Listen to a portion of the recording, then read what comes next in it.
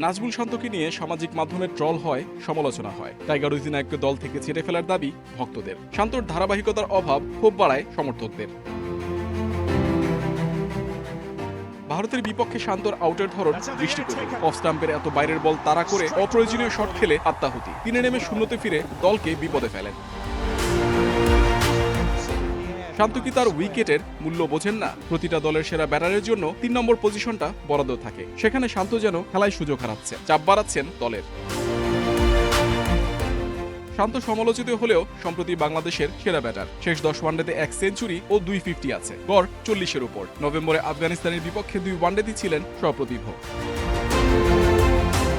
চোটের কারণে লম্বা সময় মাঠের বাইরে ছিলেন শান্ত। উইন্ডিজ সফর মিস করেছেন। চোট কাটিয়ে বিপিএলে ফিরলেও সুযোগ পেয়েছেন 5 ম্যাচ খেলার। অফ ফর্মের কারণে থাকতে হয়েছে বরিশালের সাইড বেঞ্চে। চ্যাম্পিয়ন্স ট্রফির চ্যাম্পিয়ন হওয়ার স্বপ্ন দেখিয়ে শান্তর এমন পারফরম্যান্স হতাশ করবে ভক্তদের। টাইগার অধিনায়কের কাছ থেকে আরো ভালো কিছু প্রত্যাশা ভক্তদের।